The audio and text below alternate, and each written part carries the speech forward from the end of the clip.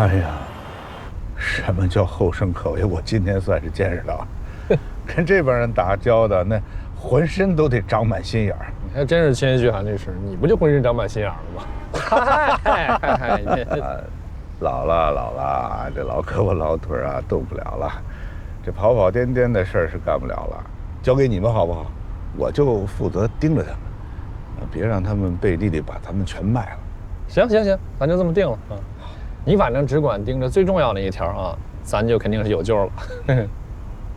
哎，还有韩律啊，那个就关于请这会计师事务所这事儿呢，我又想了一下啊，咱们跟明海这么大集团，他们那么有背景，跟他打官司，咱得谨慎的，对吧？我呢就了解了一下，你说那是方中对不对？方中，哎，他有不良记录啊，这不能用他。有不良记录怕什么呀？不行，只要他们出具的报告法院采信，那不就完了吗？哦，那不行，案子这么大，这不能有一点马虎，换一下好吧？那不行，那请大所得出大价钱，我不像你，我没那么多钱。我一想你就这么说，你放心吧，这笔审计费呢我出了，要不然我承担。那咱们的分成还是37，好吧，不变。曲奇，哎呀，你都这样了，我也不能掉链子。不行，咱把这分成改了，啊，你8我2，28，好不好？哦呦，这哪是我认识的韩律师啊，这么讲究啊？只是觉得我有点二，是吧？不，讲究，太讲究了这。哎呀，其实我特别羡慕你，看你年纪轻轻的就实现了财富自由。嗨，哪儿啊？我这还得去抵押一套房子呢，还财富自由啊？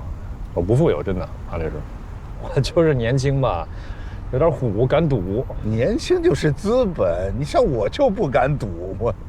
哎，对，叔，刚才我做了全程录音，将来不怕他们撕毁合同。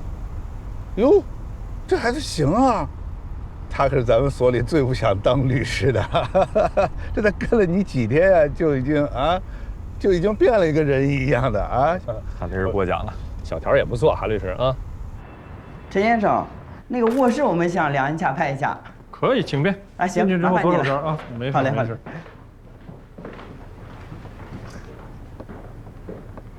跟老王约的晚上，你来的还真够早的啊！我没开车，你不是开车吗？我坐地铁来的，要不2辆车多浪费。哎呀，哥，真的，我嫂子找你啊，真的太幸福了，又守妇道，又会持家，是不是？哎，好。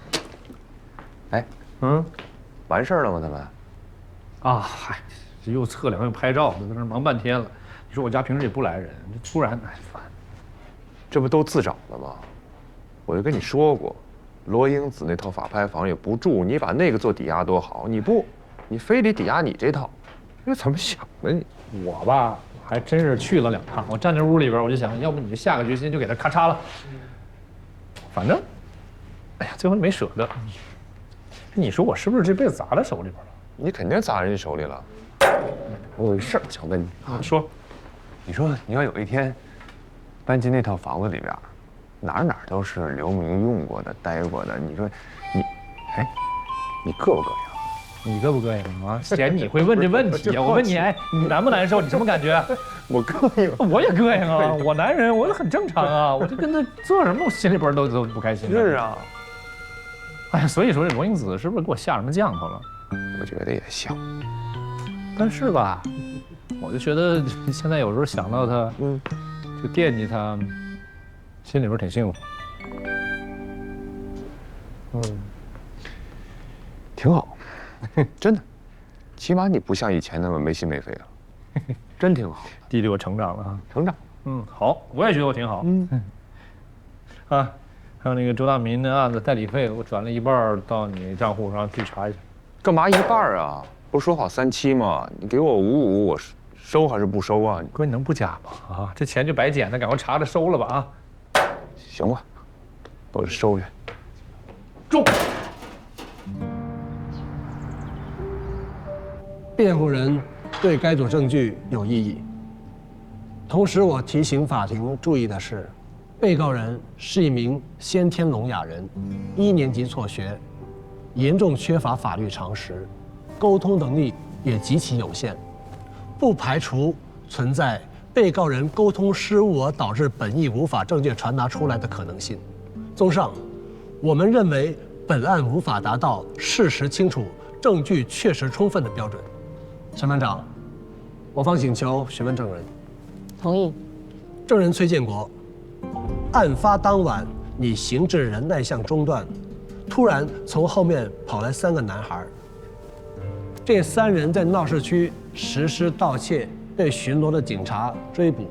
跑在最前面的男孩把你撞倒了。这时候恰巧被告人赵良在你身后行走，他看到你摔倒，想把你扶起来，你却抓住他不放，并指认他为撞倒你的嫌犯，对吗？不对，就是他撞的我。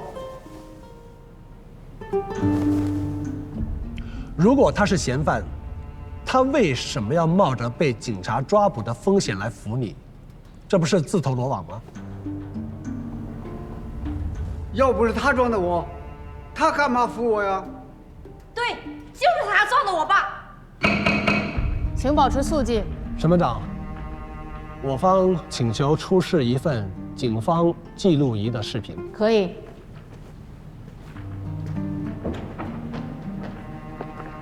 案发当晚，警方先是在闹市区追捕嫌疑人，等赶到仁爱巷的时候，记录仪的视频只拍到了这个画面。当时现场的情况非常混乱，巷子很黑，一个有健康视力的年轻人也不一定能够看得清楚，更何况一个老年人。我能看清，我认得他的衣服，他穿的是连帽外套，还戴个帽子。请放第2段视频。这是出警记录仪记录到当晚警方在闹市区追捕嫌疑人的视频。这是案发当天赵良被捕的照片。大家可以看到，其中一个正在逃跑的嫌疑人，他和赵良一样穿着帽衫，而他们的体型和年龄都非常接近。当时仁爱巷的光线很暗，依此推断，我们有理由怀疑证人有看混2人的可能性。证人退席。辩护人还有什么要说的吗？被告人拘捕至今已经经历了多次的问询，但依然处在一种被追问、被误解的恐惧中。所以我们希望赵良可以公开完整的陈述案发经过。审判长，我方请求再由被告说2句。允许。赵良，向法庭把事实说清楚，相信我。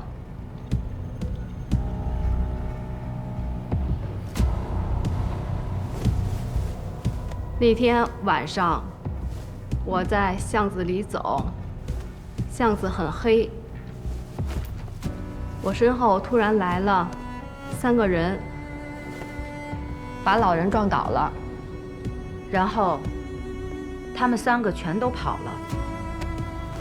我去扶老人，老人一把把我给抓住，等警察来了，就把我给抓了。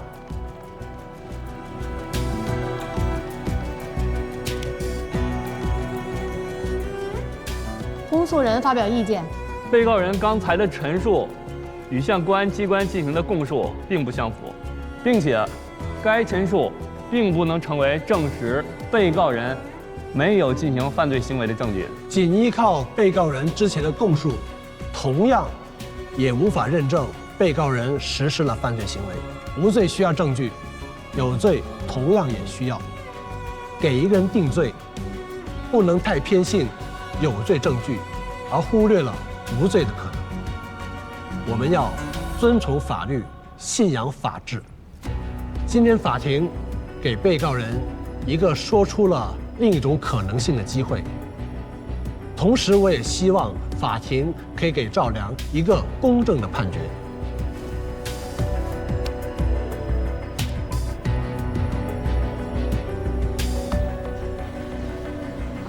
要不是您，我们根本就说不清楚。这是我们应该做的。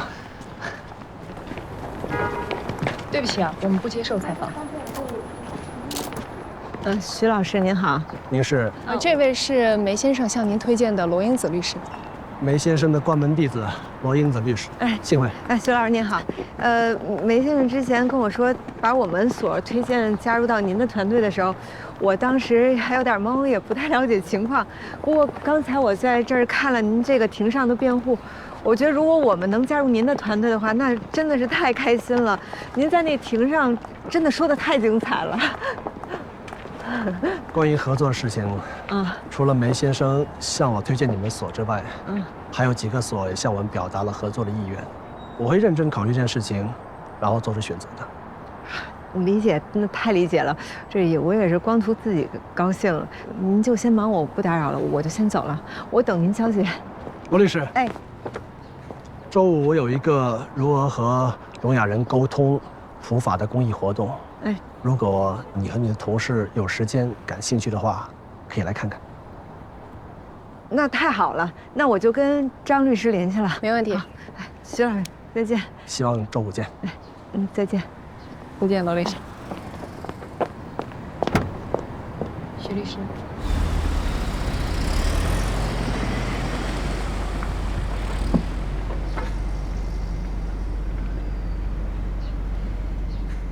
必须把你拿下。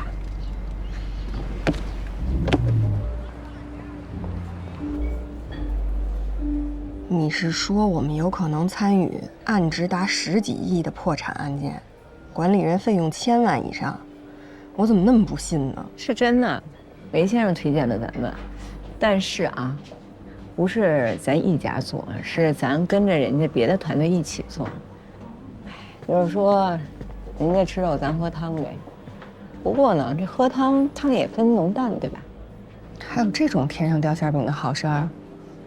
哼，咱不会是加入方力宏团队吧？要真是我，可看不起你啊。不过看在条件优厚、数额巨大的份上，我就原谅你。哎，怎么可能啊！老娘可是贫贱不能移。许卓的卓越所听过吗？许卓这人，谁？许卓呀，你听说过？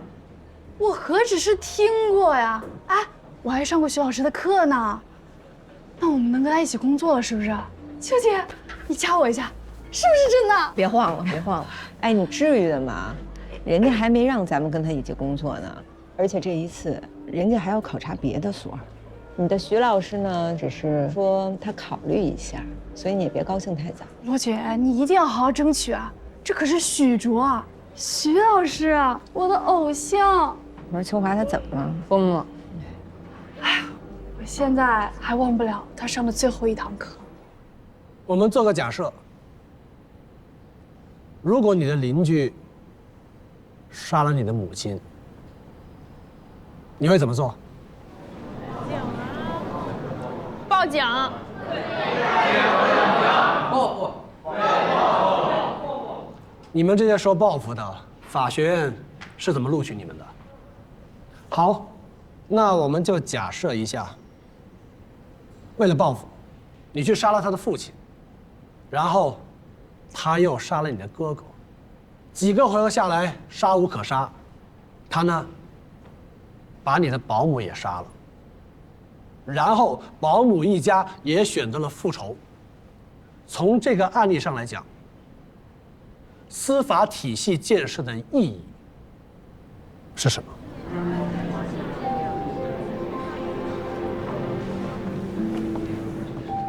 徐老师，麻烦您跟我出来一下。许卓，有人举报你涉嫌非法出版，请你和我们走一趟，配合调查。给我几分钟，我把课讲完。一有八卦，你们都来精神了哈。好，我们继续，回到这个问题：司法体系建设的意义是什么？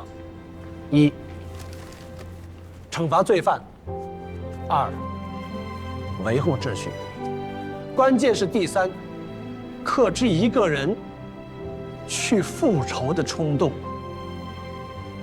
遏制冤冤相报，并且建立起一种秩序，避免个人以私利去惩罚犯罪者，而达成正义，并且要求我们必须坚守通过程序推导，在程序里贯彻的正义。只有这样，正义才能走得更远。同学们，今天的课就上到这里。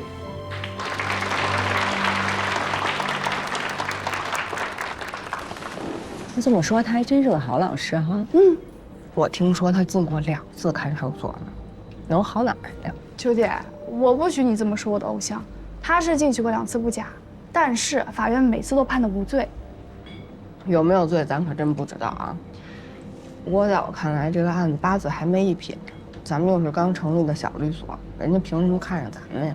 我劝你们不要抱太大希望，希望越大，失望越大。周姐，你一定要好好争取，求你了啊！不过今天我去旁听了一个他为聋哑人做的辩护，然后从法院出来的时候，他跟我说，这周5他要在聋人学校办一个公益活动，邀请咱们参加。我就觉得这应该对咱们来说是一个好机会，所以咱应该去吧。那当然得去了。哎，我还能要张签名呢。秋华，你觉得呢？我对他这个人不太感冒，但是这么大的案子，咱们要是能争取下来，也是不错的。那咱就去吧啊！与其坐以待毙，不如乘胜追击。来，太好了！来了就看见3位美女，心情一下就好了。用不用这么卷呢？啊，来酒吧就好好喝酒呗，桌子上还放个电脑，讨论案情啊。至于要把法律的元首伸向谁呀？不是你从哪儿流窜出来的呀？吓人玩意儿！谁流窜出来了？我光明正大从门那走进来的，是你们做贼心虚吧？密谋什么？密谋什么跟你有关系吗？瞎说，电脑收好。你不会是良城所派来的探子吧？来探取我们的商业机密？就你那点小破案子，谁要探听啊？别呀，我一来怎么气氛这么沉闷呢？说个有意义的事儿啊！周5我要去养老院做义工，如此有正能量的事儿，3位美女不能拒绝吧？一起去吧。义工，无利不起早。哎，你不会是看上人养老院哪个有钱老太太了吧？想惦记人家的养老金啊？对我的印象怎么如此刻板呢？啊，不行你就跟我去看看，看看我是不是惦记人家养老金。咱用事实说话行不行？你惦记不惦记跟我们有什么关系？再说我们也不感兴趣，周5还有事儿。事儿？什么事儿？我们去许哲老师那个。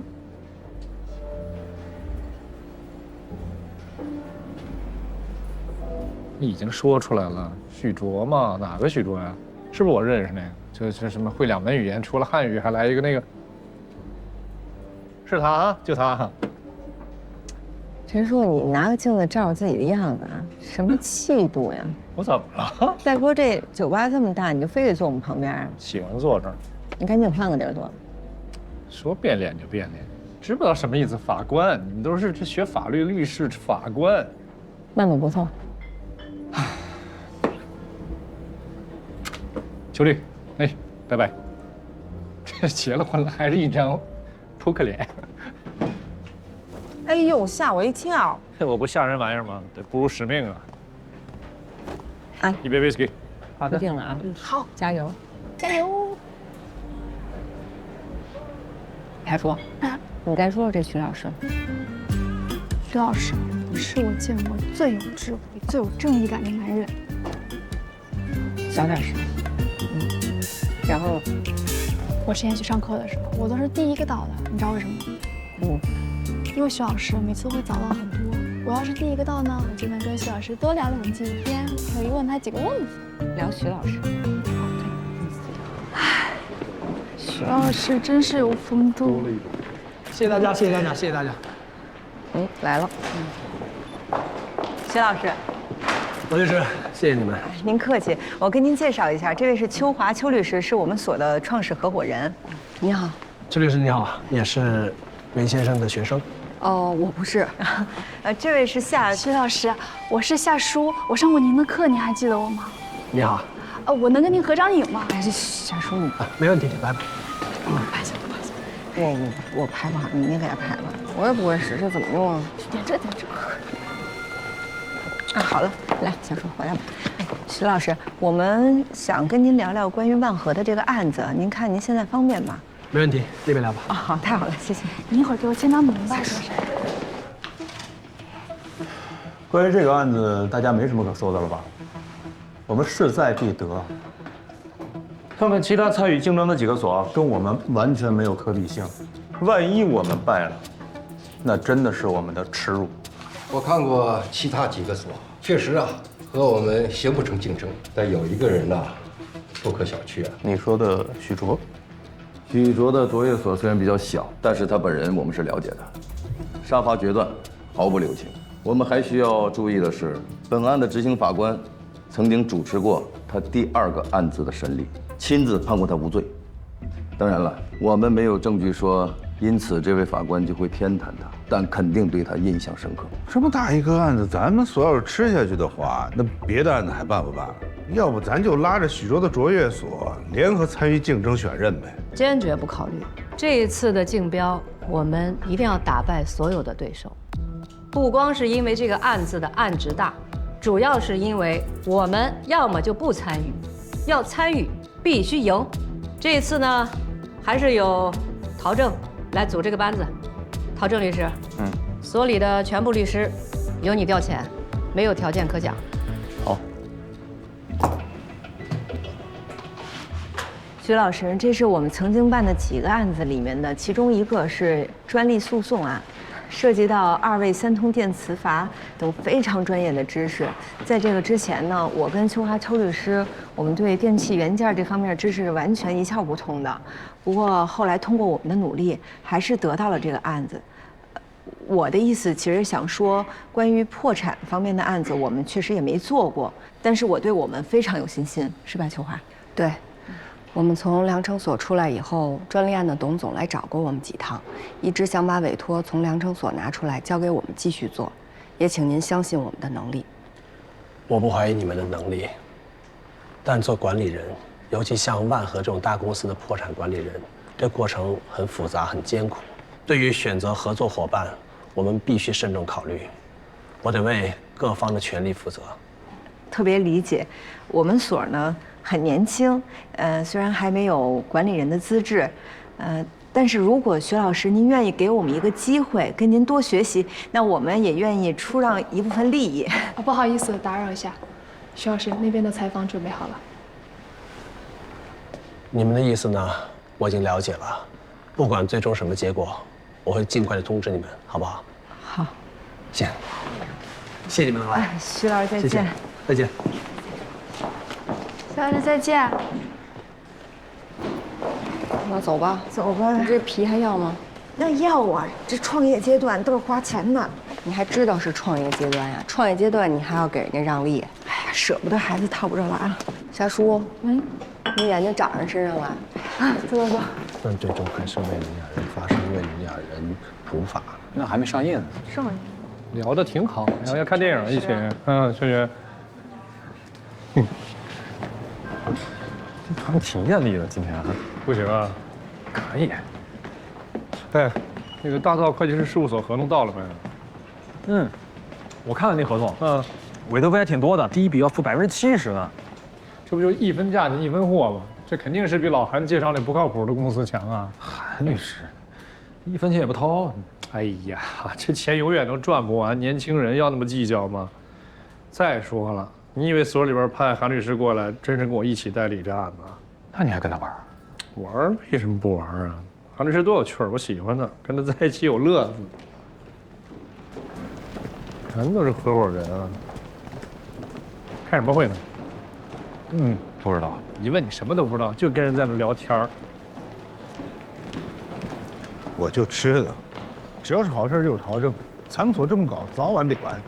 案子没分你，也没分你呀。哎，律师，你这有名山的案子，20%，那大气点行不行？你那也是画大饼，看得见吃不着。你看看能不能吃得着？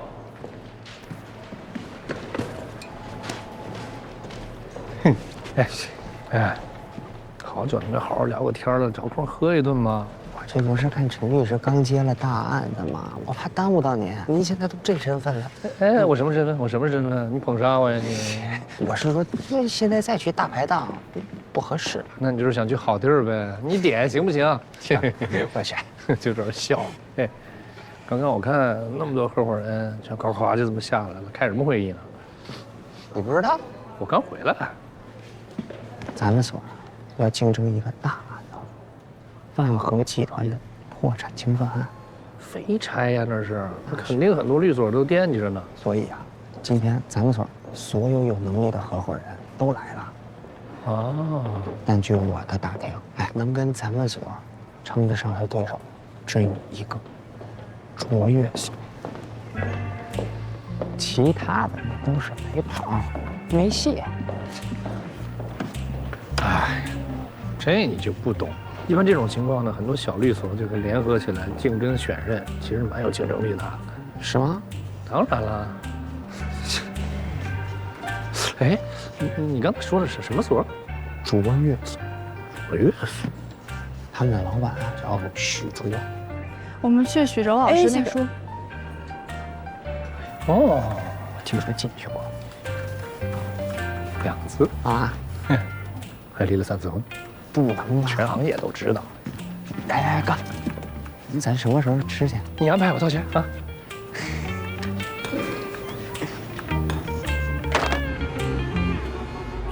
这案子我查了，现在有好几家律所都在竞争了，卓越所只是其中一家，而且还是最小的一家。卓越所还小啊。所以我猜这也是他们想请外援的原因。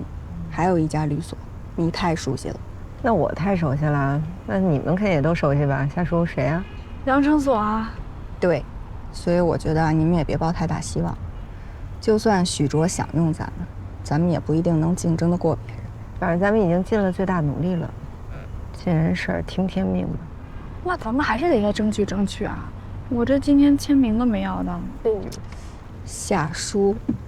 夏律师，你能不能有一点做律师的样子？今天我要是不拦着你，都要生扑人家了。人家有家有室的，你合适吗？哎，你别乱说啊！徐老师现在应该还是单身啊，这么大岁数了还单着呢。结果就是离了，准确来说呢是离了3次。哟，3次啊，够有钱的。这离1次给分多少啊？渣男，海王吧。海王吧，海王吧还行。不是，海王吧，不是啊！你们听我说，我在新闻上看到的，这个徐老师呢，之前有过3任太太，这前2任呢，都是他在进看守所的时候跟他提出了离婚。人徐老师出来以后，对2位前妻毫无抱怨，而且东山再起之后，还给前妻进行经济上的补偿和资助，说是为了弥补他们跟他在一起的时候受到过的惊吓和伤害。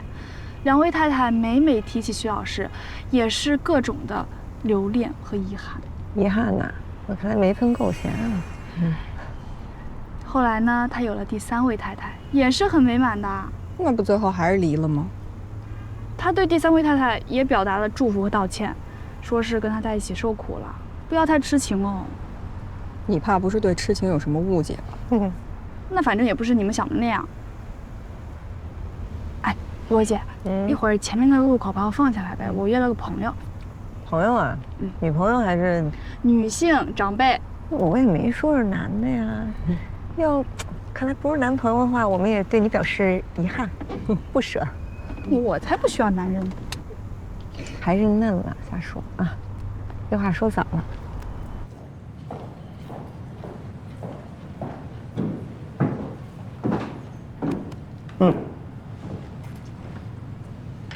找我。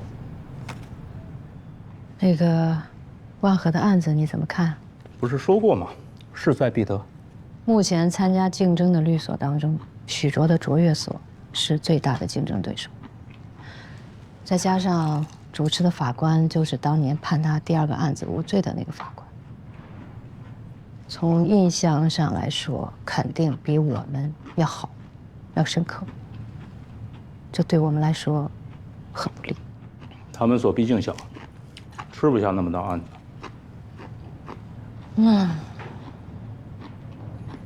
我觉得他们一定会找外援来扩大他的团队。那情况就不一样了。所以啊，我们从开始就要想办法，把许卓的团队、他的律所排除在我们的竞争对手之外。怎么可能？法院是公开报名的，那人家要报名，咱怎么拦？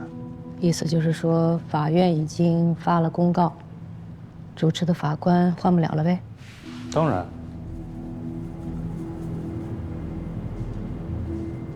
其实，当年呢，这个主持法官判许卓第二个案子无罪的时候啊，争议还是挺大的。到现在提起来啊，大家有的还挺愤愤不平的。那你什么意思？想想办法。现在你也知道，法院对这个廉政建设抓的还是挺严的。我相信法官也知道怎么避嫌，是吧？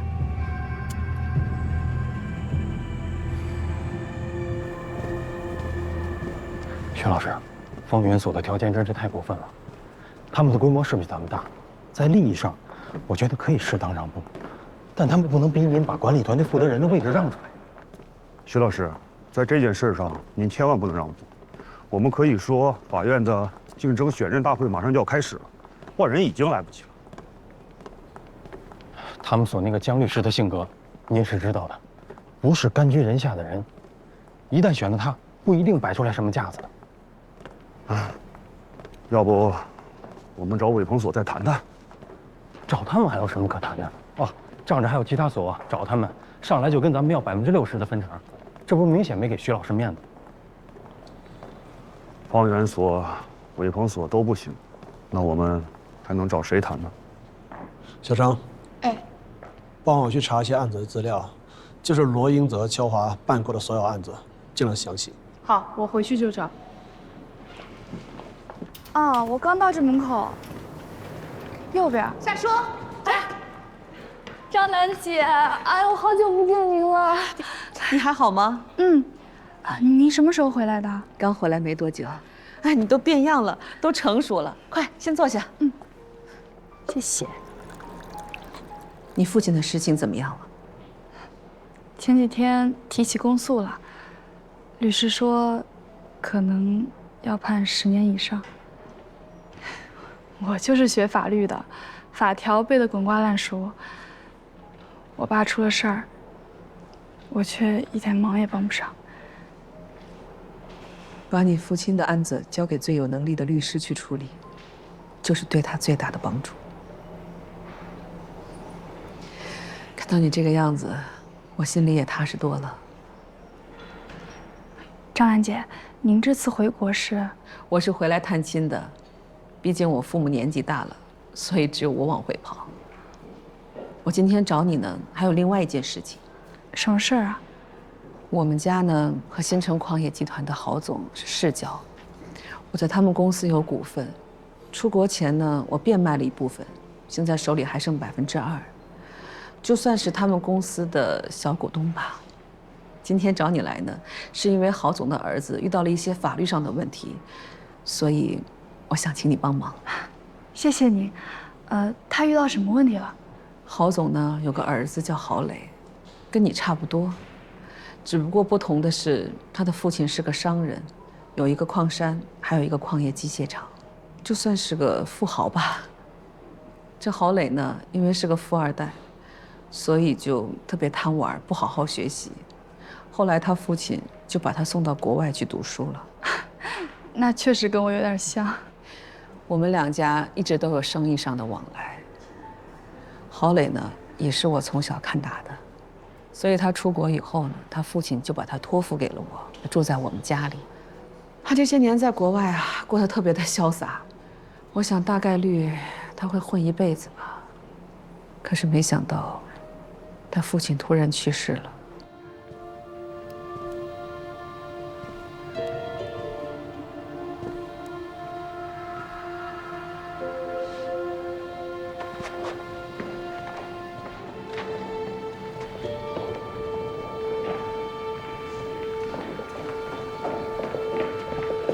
回来了，佳来。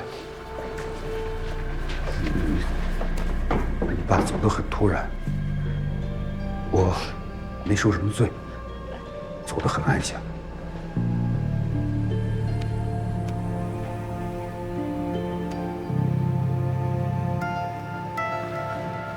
谢谢，谢谢，谢谢。郝磊还没有明白怎么回事，他大伯和三叔就已经对他的命运做出了安排。郝总死了以后，2个兄弟想抢班夺权了。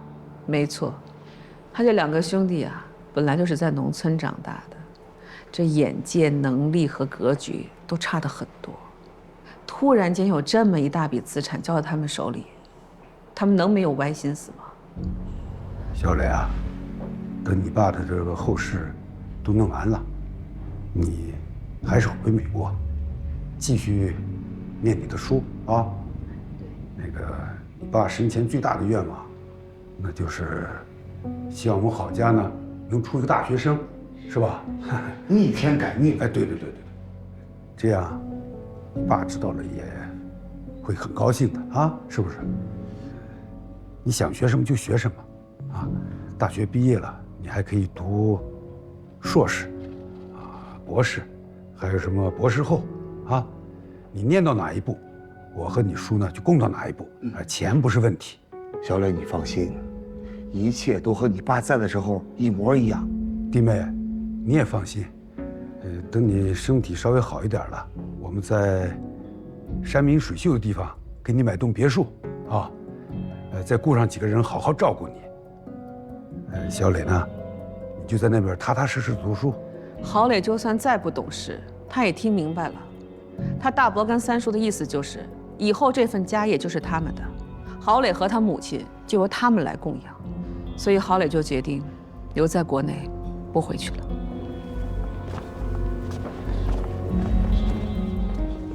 你大伯小叔已经提出要收购我和另外3个小股东的股权，他们俩现在手里已经各自持有20%，要是再加上我和另外3个小股东的11%，这不是明摆着想当控股股东吗？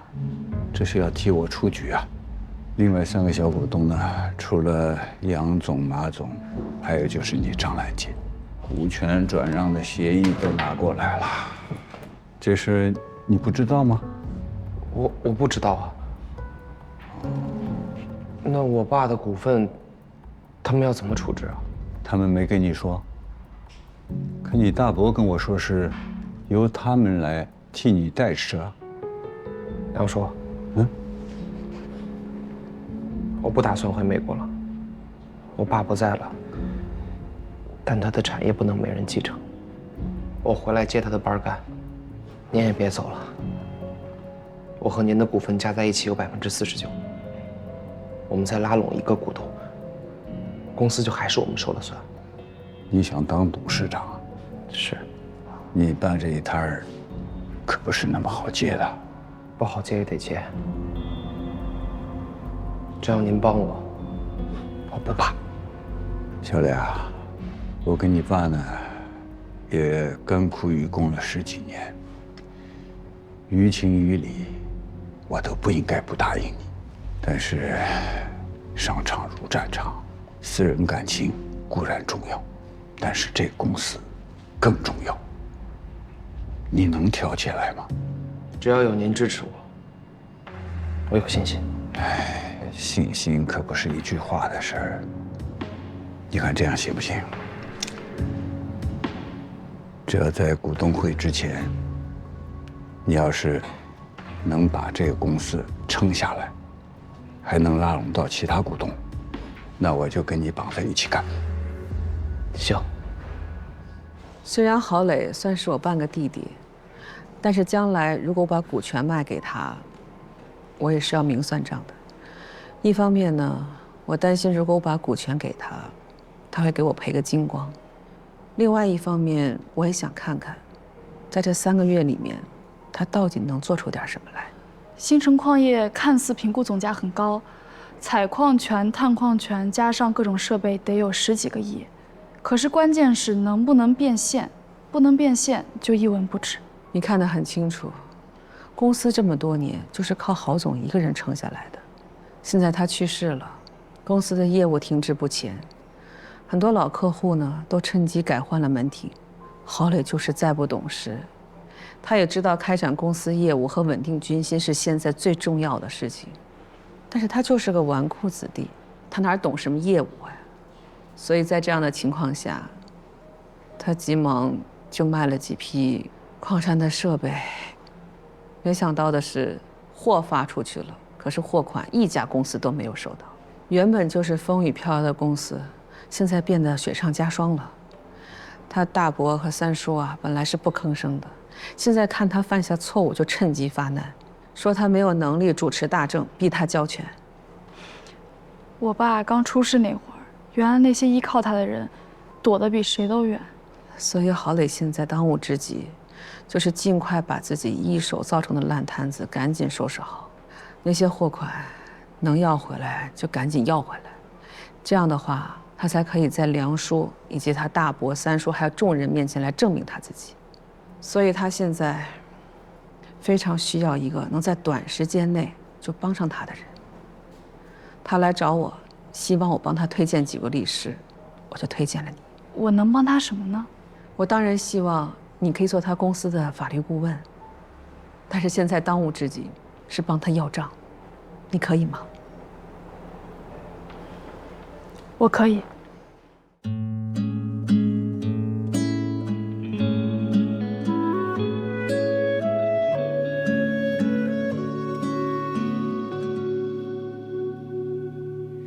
雨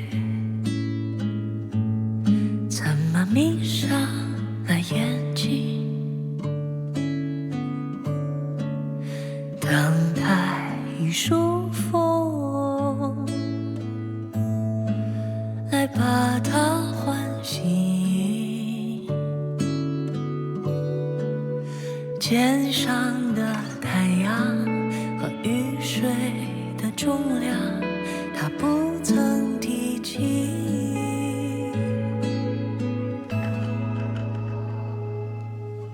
雨